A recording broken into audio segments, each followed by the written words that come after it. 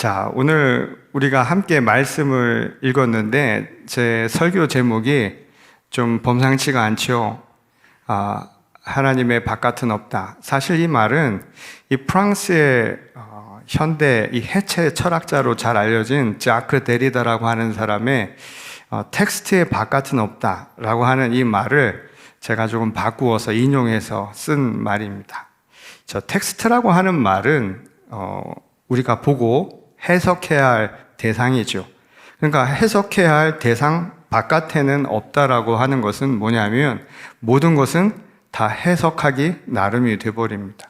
우리 인생이라고 하는 것, 세상이라고 하는 것도 하나의 텍스트라고 한다면 어떤 명증한 진리라고 하는 것이 저 바깥에 있는 게 아니라 사실은 모든 것은 다 생각하기 나름이라고 말할 수 있는 겁니다. 근데 이렇게 이야기를 해버리면 세상은 다 상대적인 게 돼버리죠. 절대적인 진리가 없고 인생은 무엇이 답인지 모르는 것처럼 우리가 살아가는 인생은 정말 그런 건가?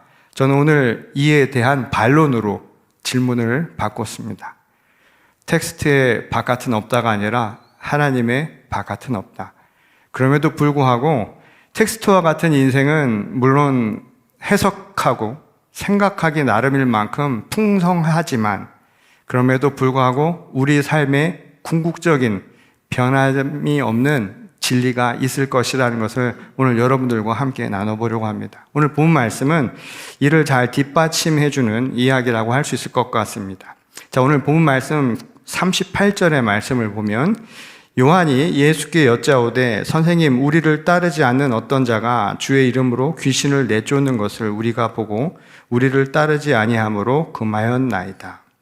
자, 예수님 일행이 예루살렘으로 향해 가고 있었어요.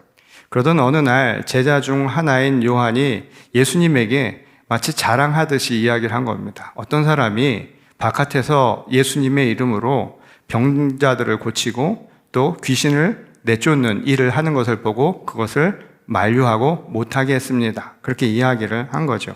아마도 요한은 예수님의 이름이라고 하는 것을 일종의 특허품처럼 생각했던 것 같아요. 그러니까 특허 위반 행위처럼 여겼던 것으로 생각이 됩니다. 그러니까 말하자면 이것은 제자들에게만 주어진 예수님의 일행으로 따라가던 사람들에게만 주어진 특권 의식 같은 것이 요한을 비롯해서 아마 다른 제자들도 똑같이 있었던 것으로 보입니다. 그래서 자기들 이외에는 누구도 스승의 이름을 마음대로 사용해서는 안 된다. 그렇게 생각을 했던 거예요.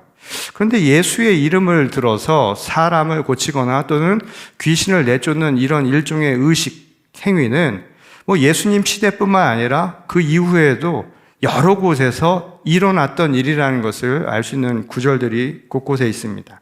자, 그 중에 하나를 보겠습니다. 사도행전 19장 말씀을 보면 이에 돌아다니며 마술하는 어떤 유대인들이 시험 삼아 악귀 들린 자들에게 주 예수의 이름을 불러 말하되 내가 바울이 전파하는 예수를 의지하여 너희에게 명하노라 하더라. 유대의 한 제사장 스게와의 7 아들도 이 일을 행하더니. 자, 그만큼 지금 여러 곳에서 또 다양한 부류의 사람들, 다양한 지역에서 이미 이런 일들이 빈번하게 이루어지고 있다는 것을 이 사도행전의 이야기를 통해서도 볼 수 있죠. 자, 고대 사회에서 귀신을 내쫓는 일종의 이 축기 의식이라고 하는 것은 이 오늘날로 치면은 이 정신과 치료와 상당히 흡사하다라고 말을 할 수 있을 것 같습니다. 이 정신적으로인 그 이상 증세를 보인다고 생각하면 그 마을의 주술사로 알려진 사람들 또는 좀 영험해져 있는 뭐 마술사라든가 또는 뭐 악령을 내쫓는 일을 하던 사람들이 일종의 이런 의식들을 계속 취했던 것이죠. 그런데 그게 왜 그런가? 원인은 명확하게 알 수는 없지만 이 대개 그 당시 귀신 들렸다라고 하는 사람들의 공통점은 뭔가 하면 자기가 스스로 자기 정신을 통제할 수 없는, 제어할 수 없는 그런 상태. 그래서 심리적으로 이 공백 상태를 두고 이르는 말이라고 할 수 있을 겁니다. 소위 우리말에도 그런 말이 있죠. 정신 나갔다고요. 저는 우리 한국말이 놀라워요. 어떻게 이런 말을 쓸 수 있을까? 정신 나갔다는 거예요. 정신이 나갔어요. 요즘에는 젊은이들이 줄여서 쓰는 말 중에 이런 말도 있죠. 멘붕. 아시죠? 멘보샤 아니고 멘붕입니다. 멘붕은 멘탈 붕괴가 되었다. 이것도 같은 의미예요. 그리고 우리말에 또 이런 이야기가 있습니다. 정신줄 놓았다고요. 참 놀라운 표현이죠.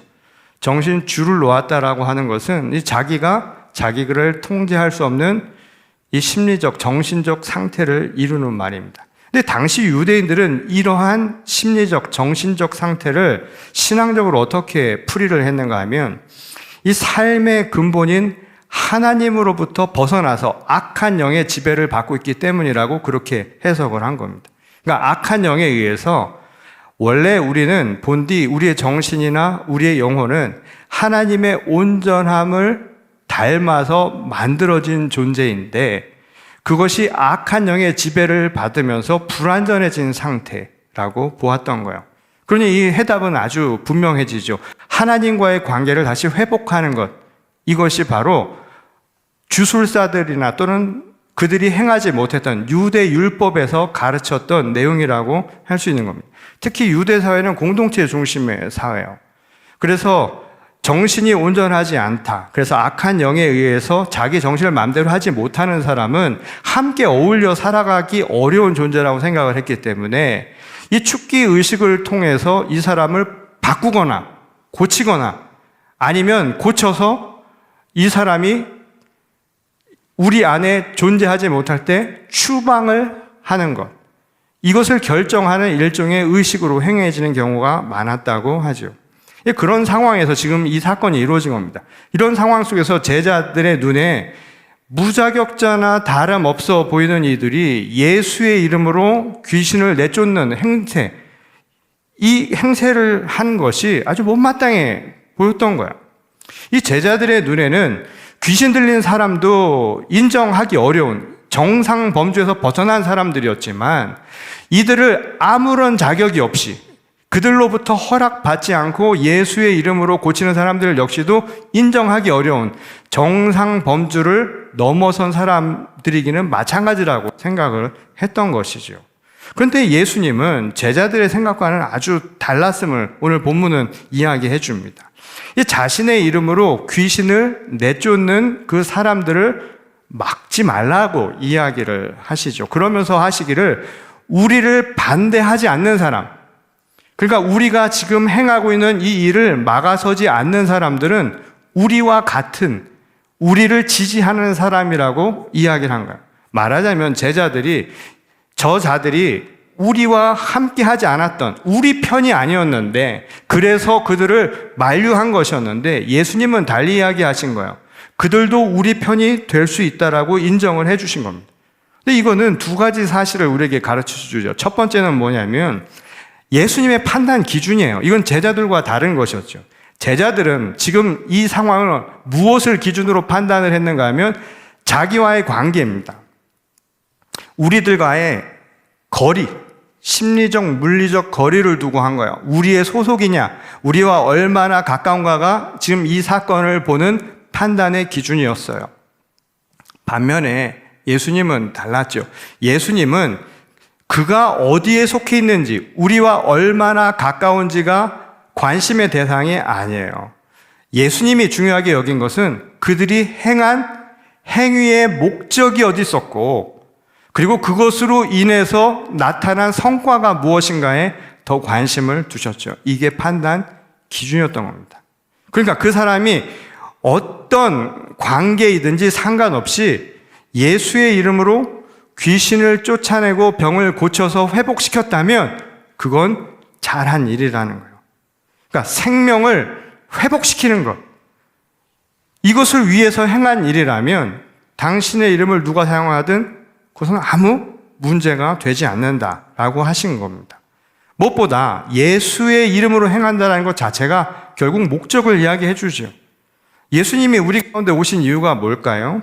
자, 우리가 너무나 잘 아는 이야기는 하나님이 우리를 하나님의 형상을 닮게 만드셨습니다. 우리는 하나님 안에서 완전하신 하나님을 닮은 온전한 존재였어요. 그런 우리가 왜 세상 가운데 부서져 살아가고 쪼개져 살아가고 그리고 불완전한 상태로 살아가는가? 그래서 예수 그리스도를 통해서 그 불완전함을 회복하기 위해서 오신 것이지요. 우리를 구원하시기 위해서 그리스도 예수를 보내어 주신 거예요.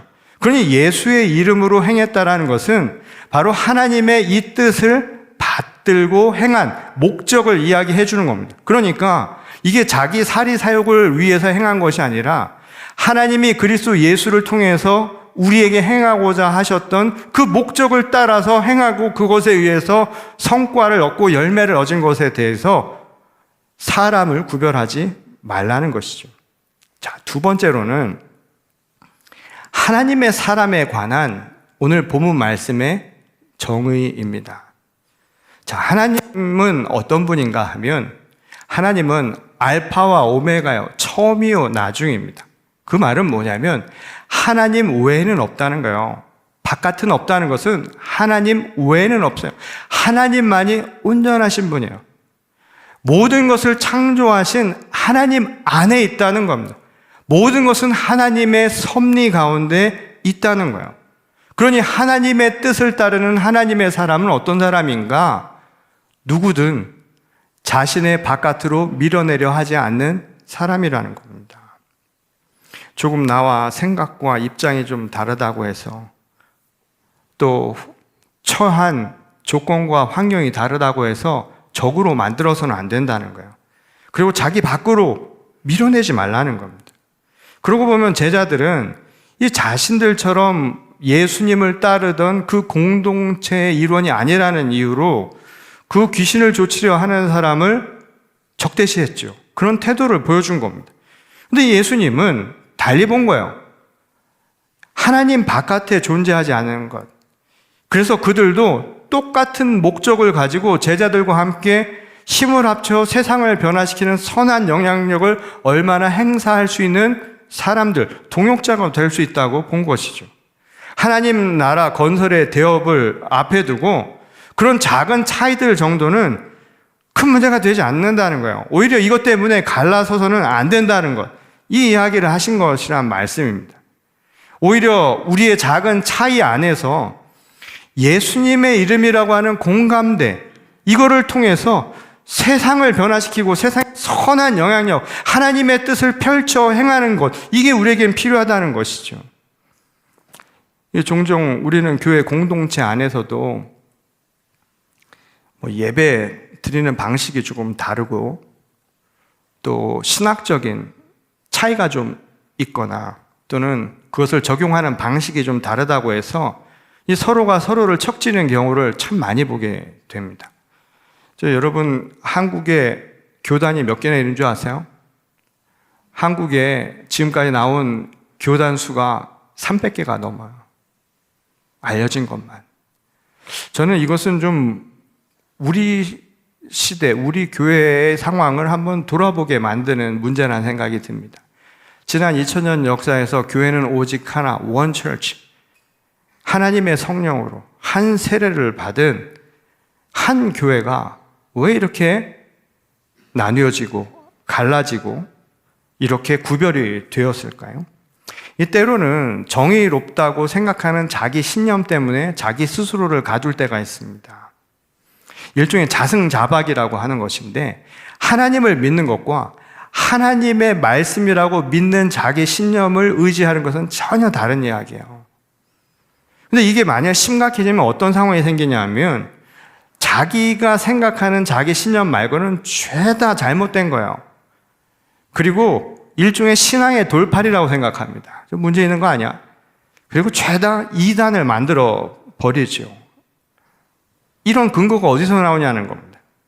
그런데 예수님은 오늘 이렇게 말씀을 합니다. 하나님의 상급을 받는 자들, 하나님으로부터 칭찬받는 사람들은 어떤 사람인 줄 아세요?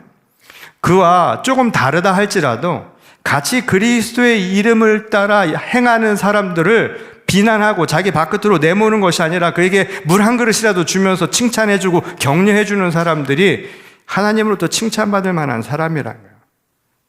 배타적인 마음으로 사람을 밀어내고 깎아내는 게 아니라 오히려 격려해줄 수 있는 통 큰 마음을 갖는 것, 이게 하나님의 사람들, 신앙인의 모습이라고 이야기를 해주는 겁니다. 틈만 나면 나랑 다른 거 가지고 사람을 얕잡아보고, 틈만 나면 나랑 다르다는 이유로 뭔가 문제가 있다라고 생각하는 게 아니라, 똑같은 하나님의 뜻을 행하는 사람들이 어떤 입장에서 행하든 그를 칭찬해주고 그를 격려해 줄 수 있는 것, 그게 하나님으로부터 칭찬받을 만한 일이라는 겁니다. 이 한없는 하나님의 은혜 가운데 산다는 게 뭐예요? 우리는 날마다 죄를 범하면서 사는 사람들입니다. 날마다 허물 속에서 살아가는 사람들이에요. 참회하고 회개하고 돌아서고 나서 또다시 죄를 범하는 그런 인간들을 아무 조건 없이 그리스도 예수를 통해서 우리를 구원하시겠노라고 하신 하나님의 은혜와 사랑은 우리에게 빛으로 남아있어요. 그 사랑의 빛만 갖고 살라고 하는데, 그 말은 우리가 사랑하며 살면 되는 건데, 사랑하기도 바쁜데 정작 나는 그런 용서를 받고도 그 누구도 용서하려고 하지 않아요.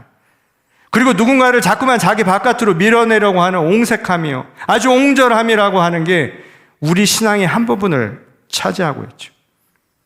신앙으로 자기 바깥을 만들지 않는 거예요. 포용력을 갖는 거, 그게 바로 우리 신앙의 훈련 아닙니까? 신앙이 성장한다는 게 뭐예요? 믿음이 좋아진다는 게 성경을 많이 읽고 그리고 기도를 오랜 시간 하는 게 아니라 그만큼 넓어지는 겁니다. 그만큼 커지는 거예요. 그러고 보면 교회를 포함해서 어떤 공동체든지 공통된 특징이 한 가지 있어요. 늘 배제되고 늘 바깥으로 내밀리는 쪽은 누구겠습니까? 힘이 없는 쪽이겠죠. 작은 자들입니다. 뭐 작은 자들이라서 믿음이 작은 게 아니에요. 힘이 없는 것뿐이에요. 여러분, 오늘 교회 공동체에서 우리 지금 이 상태에서 누가 가장 힘이 없을까요? 아마 관계 형성이 잘 안 된 분들, 갓 저희 교회를 온 분들, 아니면 오늘 처음 온 분들, 어쩌면 우리 가운데 말의 힘을 가장 내지 못한 사람들일 수도 있겠죠. 근데 예수님은 소위 목에 힘께나 준다는 사람들에게 지금 경고하는 거예요. 당시 유대 율법을 가지고 사람들의 마음을 유린하려고 했던 종교 지도자들에게 던지는 말씀이기도 하고, 어느새 그들을 비판하면서 자기 스스로도 예수님의 제자라고 하는 사도됨이라고 하는 것으로 일종의 자기 공동체에서 기득권을 차지하게 된 제자들에게 던지는 경고의 메시지입니다. 자신의 신념이나 주장으로 혹은 어떤 의도에서든지 공동체 안에서 작은 자들을 실족시키는 행위는 용납할 수 없다는 겁니다.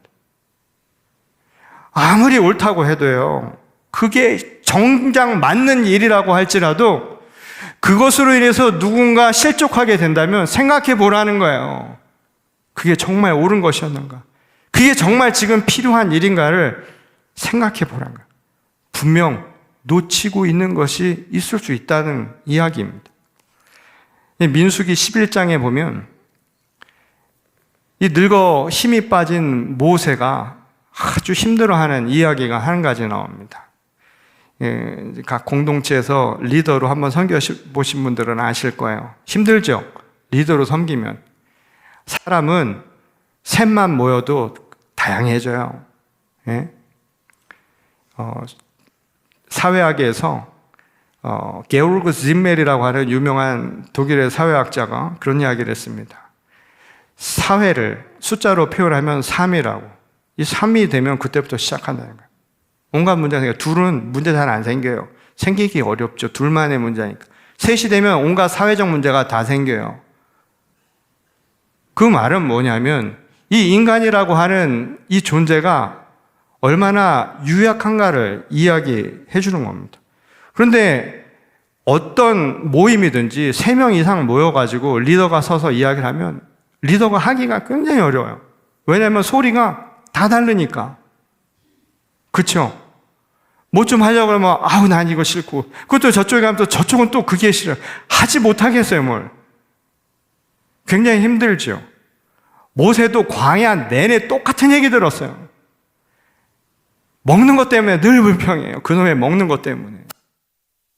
얼마나 불평을 많이 했고 그게 얼마나 힘들었으면 모세가 민수기 11장을 나중에 읽어보세요. 어떻게 얘기하냐면 죽고 싶다고요. 그 위대한 종교 지도자요 민족 지도자였던 모세가 차라리 나를 데려가 주세요. 저놈의 인간들 저거 다 들어줄래니까 민원 처리하다가 내가 지금 나이 80 넘게 먹었고 이게 뭐 하는 짓인가 이런 생각이 들 거예요. 환장하는 거죠. 너무 힘들어서 하나님 차라리 저를 죽여달라고 호소를 합니다. 그러자 하나님이 안타까우셨는지 70명의 장로를 모으게 해요. 성막에 모아서 그들에게 모세에게 주셨던 스피리추얼 파워, 영역을 주신 겁니다. 그들에게 똑같이 동일하게 영역을 내려주시는 거예요. 자, 그래서 모이라고 했어요. 근데 또 무슨 일이 발생을 했냐면 우리 지난주도 얘기했죠. 듣지 않아서 꼭 이상한 사람들 나온다고. 70명 모으라고 해서 성막에 모이라고 했는데 둘이 안 올라가고 또 밑에 있었어요. 어디 가든지 그런 사람 꼭 나옵니다.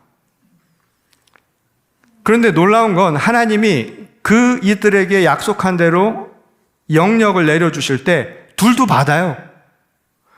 68명을 오라 하는 성막에서 받고 나머지 둘은 밑에 있다가 그냥 텐트에서 받아버려요.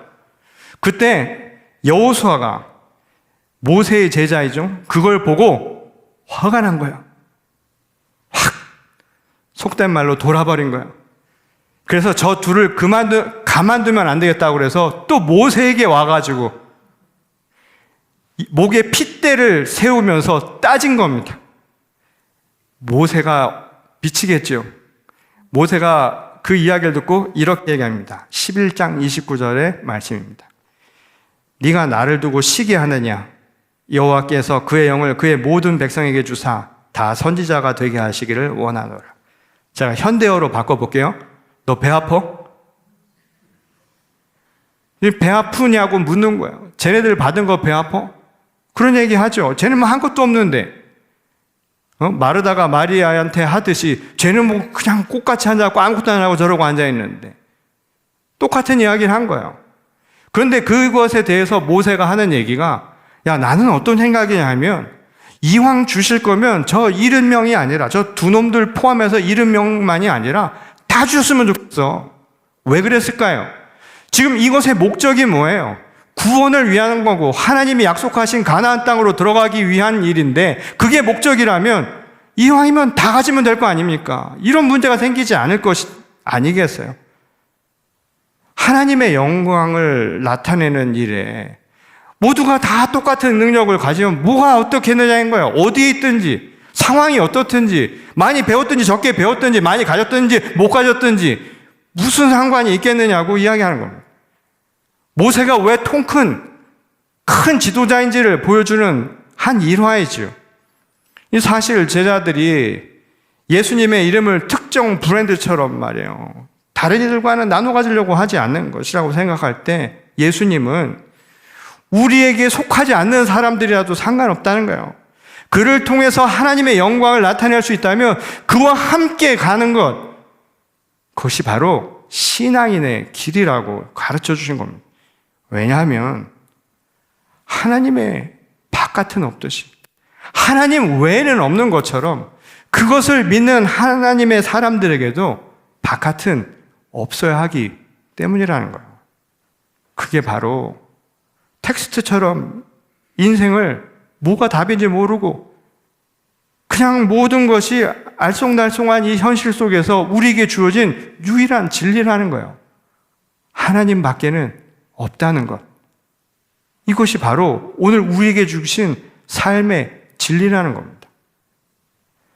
자, 사진을 하나 보실까요?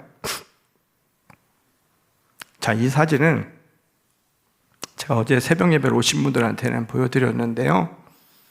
우주 망원경으로 우주를 찍은 거예요. 자, 요즘 우주가 어떻게 될까? 우리가 현재 관측 가능한 우주의 크기, 우주의 지름을 이 과학자들이 어떻게 추정을 하고 있는지 아십니까? 약 930억 광년이에요. 엄청나죠? 놀라지도 않는 거 보면 정말 엄청 놀란 것 같아요. 많이 놀랐구나. 많이 놀라셨어요? 괜찮아요. 우리 거기까지 못 가니까. 930억 광년이라고 하는 것은 빛으로 가는 거리예요. 930억 년을 빛으로 가야 닿을 수 있는 엄청난 거예요. 그것도 추정치입니다. 알 수 없어요. 태양계에 우리가 살아가죠. 자, 태양계를 벗어나서 제일 먼저 만난 별과 이 지구와의 거리가 얼마나 되는 줄 아세요? 4.2 광년입니다. 그러니까 빛으로 4년을 반을 가야 만날 수 있는 거리예요. 자, 그럼 그 말이 무슨 뜻이냐면 오늘 우리가 그 별을 보잖아요. 그거는 4년 전 모습이에요. 아, 여러분 이 정도는 알고 계시죠? 두렵습니다. 떨립니다. 이 정도는 알고 계시죠? 우리가 볼 수 있는 빛으로 닿을 수 있는 거리라고 하는 것은 그만큼의 시간을 이야기하는 거예요. 우리가 어떤 세상을 살아가는 줄 아세요? 오늘 저녁에 하늘에 뜬 별을 보면서 별 해는 밤을 우리는 시를 이야기하지만 우리 눈에 보이는 별은 지금의 별이 아니에요. 과거 그때의 별이죠. 과거의 별과 현재의 우리가 공존하는 것이 이게 하나님의 놀라운 세계입니다. 근데 여전히 우리의 신앙의 온전함이 어디에 달해 있는가 하면 여기에 다 있다고 생각해요. 지금까지 그렇게 이야기를 하였어요. 그래서 어떤 신앙을 가지고 있냐면 아직도 우리는 이런 얘기를 해요. 자기야, 오늘 밤에 별 좀 따줘. 그래, 2개 정도는 따갖고 올게. 얼마나 아름다워요? 사실은 아니에요. 과학은 그게 사실이 아니라고 이야기합니다. 그런데 과학은 그렇다면 모든 것을 이야기해 줬을까요? 아니요. 천만의 말씀입니다. 사실을 이야기해 줄 수 있는 것도 어디까지 뿐입니다. 왜냐하면 930억 광년까지 갈 필요도 없어요. 우리 코끝의 거리도 세지 못하는 게 과학입니다. 오늘 당장 호흡이 멈추면 우리는 죽어요. 알 수 없어요. 저 우주 끝은커녕 저 바다 밑에 뭐가 있는지도 몰라요. 바다 밑은커녕 내 몸에 뭐가 있는지 어떤 일이 이루어지는지 우리는 모르고 살아갑니다. 먼 미래 940억 년 뒤가 아니라 지금 한치 앞을 바라보지 못하고 살아가는 게 인생이에요. 오늘 그런 인생을 살아가는 우리들에게 던지는 질문입니다. 먼지 같은 거예요. 우리는 저 광활한 하나님의 저 창조의 세계 앞에 아무것도 아니에요. 그리고 오늘의 현실을 한번 돌아보세요. 우리가 어떻게 살아가나. 인생이라고 하는 게 어떤 의미를 갖는가 생각해 보세요. 인생의 의미가 있어요? 없어요. 인생은 그냥 살아가는 거예요. 그냥 사라지니까 살아가는 거지. 이유 있고 살아가는 사람이 세상에 어디 있어요? 그냥 살다 보니까 그런 이유가 주어진 거지. 어떻게 하다 보니까 그렇게 살아가는 거지. 인생은 그런 거예요. 인생이 공정해요? 천만의 말씀입니다. 어떻게 공정해요? 날 때부터 다른데, 살아가는 것도 다른데 어떻게 같아질 수가 있어요? 애초부터 이거는 불가능한 일인데. 그런 현실 속에 우리에게 유일한 진리라고 하는 것은 이거 하나밖에 없어요. 하나님 밖에는 없다는 것. 그리고 그 하나님 밖에는 없는 우리에게 어떻게 살아갈 것인가에 대한 유일한 답이요. 우리는 정신착란증처럼 다 악령에 사로잡혀 살아가기는 다 똑같은데 우리를 사람답게 살아가도록 만들 수 있는 길은 하나뿐이라고요. 예수를 통해서 가르쳐 주신 말씀은 하나뿐이었습니다. 사랑하는 거예요. 내가 이 먼지 같은 세상을 그나마 살아가고 싶게 만들고 내가 인생이 의미 있다라고 그렇게 믿게끔 만드는 것은 내가 나를 사랑할 수 있도록 만든 것. 하나님이 나를 그렇게 만드셨다라는 그 믿음 때문입니다.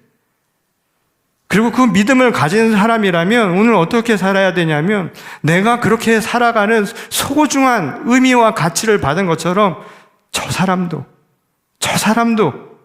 또 다른 사람도 그 환경과 처한 조건에 상관없이 똑같이 사랑받아 마땅하다는 것을 이해할 수 있어야 한다는 겁니다. 세상에 과학이나 어떤 사실이 그 자체로 의미를 주지 않습니다. 그리고 그 의미를 안들 그게 옳다라고 가르쳐 주지도 않아요. 절대. 그것은 아는 것뿐이지. 우리를 살게 하는 힘은 오직 진리는 하나님 밖에는 없다는 겁니다. 그리고 하나님 밖에는 없다는 믿음이 우리에게 준 것은 그럼에도 불구하고 오늘 우리들이 살아갈 길이 있다는 것, 그리고 그것을 살아가는 방법은 다른 것이 아닙니다. 서로 사랑하는 거예요. 서로 사랑하는 겁니다. 우리가 먼지 같은 인생에 이렇게 만난 거, 그래도 지금 머릿속에 기억되고 가슴으로 느껴질 수 있는 거 감사한 일이잖아요. 930억 강년이나 가야 끝날 저 세월을 생각해 보면 기껏 살아야 100년 사는 인생에 아무것도 아니에요. 지구 하나 사라지는 거 아무 일도 아니에요. 지금 이 순간에도 행성이 아니라 행성계가 생성되고 소멸되는 걸 반복하는 이 하나님의 놀라운 우주 창조의 시대를 우리가 살아가고 있습니다. 그런 시대에 오늘 우리가 무엇으로 살아가는가 말이에요. 내가 지금까지 무엇으로 살고 앞으로 남은 그 짧은 인생을 무엇으로 살겠는가 한번 생각해 보세요. 지금 내 앞가림도 못하고 살아가는 내가, 내 잘난 맛으로 지 기분대로만 살고 있는 내가 어떻게 살아가는 것이 그나마 하나님이 나를 이 광활한 우주 속에서 선택해서 자녀 삼아주셔서 살아갈 이유가 조금이라도 있도록 가르쳐 주신 것일까 생각하며 사는 모습일까 생각해 보십시오. 그리고 오늘 우리가 이렇게 만난 거예요. 엄청난 축복입니다. 그러니 사랑하십시오. 사랑해 주세요. 너무 가리지 말고, 너무 세상의 잣대로만 보려 하지 말고, 너무 그 신념에 빠져 있지 말고, 옳다라고 확신하지 말고 사랑해 보세요. 자기 자식도, 자기 배우자도, 그리고 교회 공동체도. 정말 부끄러운 건 이렇게 교회가 많고 교단도 그렇게 많이 만들고 그러면서 과연 우리가 뭘 했는가를 한번 생각해 보십시오. 이걸 가지고 우리가 신앙이라고 말할 수 있습니까? 이게 정말 하나님이 말씀하신 걸까요? 세상을 나가서 섬기라고 하는 것은 참 큰 이야기입니다. 우리 안에서조차 사랑하지 못하는 이 현실을 보면 말이죠. 그런 우리들에게 오늘 주시는 이 말씀, 아주 큰 얘기 같지만 결국은 나를 위해서 주시는 말씀입니다. 하나님 바깥은 없다고. 그래서 그 믿음이 나를 사랑하게 할 것이고, 그리고 나를 정말 사랑하면 남도 사랑할 수 있습니다. 남을 사랑하지 못하면 결국 자기도 사랑하지 못하는 겁니다. 오늘 이 말씀을 마음에 깊이 새기고 진짜 하나님의 말씀대로 사랑하며 살아가고, 먼지 같은 인생 속에서도 작은 삶의 의미, 사랑이라고 하는 것 붙들고 건강하게 그런 대로 아름답게 살아가는 저와 여러분 모두가 될 수 있기를 주의 이름으로 간절히 축원합니다. 우리 다 같이 기도하겠습니다. 우리를 특히 사랑하시는 아버지 하나님, 마치 우리는 세상에 아무것도 없이 던져진 존재처럼 때로는 이유도 없이, 방향도 없이, 목적도 없이 살아갑니다. 솔직히 뒤돌아보고 생각해보면 목적인 줄 알았는데 내 것이 아니었고, 이렇게 해야 좋은 삶인 줄 알았는데 내가 만든 게 아니라 그냥 주어진 대로 살았다는 사실을 깨달을 때가 있습니다. 참 혼돈스럽고 모든 것이 자기 나름대로 생각하며 사는 것이라면 도대체 어떻게 살아가야 할지 갑자기 방향을 잃어버릴 때도 있습니다. 또 인생의 막바지에 다다라서야 정말 잘 살았는지, 이게 정말 옳은 인생이었는지, 때로는 인생이 회한 속에 가득 잠길 때도 있을 것입니다. 그런 우리에게 유일한 하나님의 진리는 하나님 밖에는 없다. 오직 하나님만이 모든 것을 움직이시고 만드시고 이끄시는 우리의 창조주이심을 저희들에게 가르쳐 주셨습니다. 그리고 그 안에서 살아가는 것은 하나님께서 우리를 지극히 사랑하셔서 그 사랑대로 살아가는 것임을 저에게 가르쳐 주셨습니다. 뭐 어떻게 사는 게 옳지는 잘 모르고 어떤 게 잘 사는 건지는 잘 몰라도 적어도 우리에게는 사랑하는 것이 살아가는 분명한 목적임을 저희들이 깨닫습니다. 한평생이라 봐야 기껏해서 얼마 안 되는 먼지 같은 인생을 살다 가는 우리인데, 기왕 살다 가는 인생이라면 누군가의 기억 속에 남을 만큼 누군가가 살아갈 수 있도록 힘을 주고 칭찬해 주는 그런 삶을 살아가면 어떨까요? 누구를 비난하고 누구를 핍박하고 누구를 세상 바깥으로 밀어내려 하기보다 같이 더불어 살면서 정말 사랑의 하나님을 서로 나누며 살아가는 것은 어떨까요?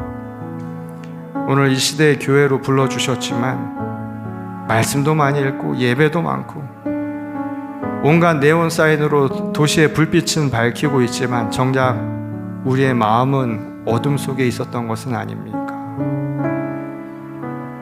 툭하면 자기 신념과 자기 기분, 자기 자그마한 상처 하나도 참지 못해서 분내며 살아가던 우리의 인생은 아니었을까요?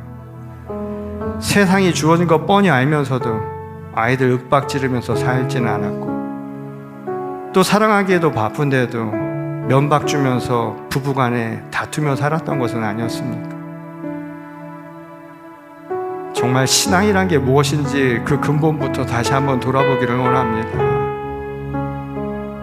정말 세상을 째째하게 살고 옹졸하게 살았던 우리를 용서하시고 정말 광대하신 하나님을 닮은 이들이라면 적어도 우리의 마음이 그렇게 넓어질 수 있도록 도와주시옵소서. 그렇게 살아갈 수 있도록 우리의 마음을 넓혀주시기를 다시 한번 간절히 하나님 앞에 간구드리오며 우리를 구원하신 주 예수 그리스도의 이름으로 기도드렸습니다. 아멘.